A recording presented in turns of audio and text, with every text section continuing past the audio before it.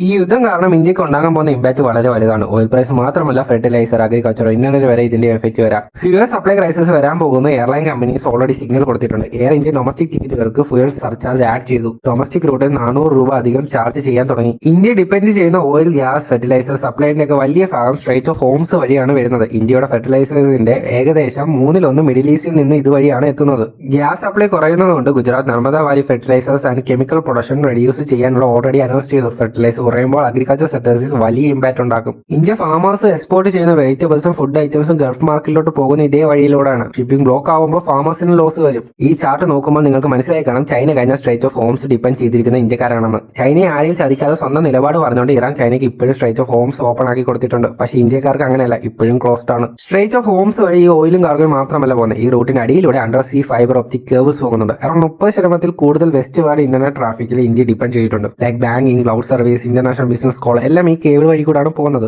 വരും ദിവസങ്ങളിൽ യുദ്ധം കാരണം ഈ കേബിളിന് എന്തെങ്കിലും ഡാമേജ് വല്ലതും പറ്റിയാൽ ഇന്ത്യയും യൂറോപ്പുമായുള്ള ഡിജിറ്റൽ കണക്ഷൻ ഇല്ലാതാവും. ഇത് നേരത്തെ സംഭവിച്ചിട്ടുണ്ട്. 2008 ഫിനാൻഷ്യൽ ക്രൈസിസ് വന്നപ്പോൾ Brent crude oil $147 per barrel ആയിരുന്നു. ആ സമയത്ത് ഇന്ത്യയിൽ ഇൻഫ്ലമേഷൻ 9% ക്രോസ് ചെയ്തു. അതിനുശേഷം 2022 യുക്രൈൻ റഷ്യ യുദ്ധം കഴിഞ്ഞപ്പോൾ ക്രൂഡ് ഓയിലിന്റെ വില $100 ക്രോസ് ചെയ്തു. ആ സമയത്താണ് ഇന്ത്യ റഷ്യയിൽ നിന്ന് ഓയിൽ വാങ്ങി ഇത് മാനേജ് ചെയ്തത്. ഇപ്പോൾ അങ്ങനെ വരാതിരിക്കാൻ വേണ്ടിയാണ് അമേരിക്ക റഷ്യയുടെ കയ്യിൽ നിന്നും ഓയിൽ വാങ്ങാൻ ഇന്ത്യ അനുവദിച്ചത്. ക്രൂഡ് ഓയിൽ 100 തൊട്ട് $120 വരെ ഒരു മാസം നിൽക്കുവാണെങ്കിൽ ഗ്ലോബൽ എക്കണോമി സ്ലോ ഡൗൺ ആവും. ഇന്ത്യയിൽ ഇൻഫ്ലമേഷൻ കൂടും, ജോബ് ലോസ് ആവും. വാർ ഡിസിഷൻ എടുക്കുന്നത് വലിയ നേതാക്കളാണ്. ഡൊണാൾഡ് ട്രംപ് ആയാലും ബെഞ്ചമിൻ നെതന്യാഹു ആയാലും. പക്ഷെ അതിന്റെ റിയൽ കോസ്റ്റ് കൊടുക്കുന്നത് നമ്മളെ പോലുള്ള സാധാരണക്കാരാണ്. ഫുൾ ഡീറ്റെയിൽഡ് വീഡിയോ യൂട്യൂബിലുണ്ട്, പോയി കാണുക.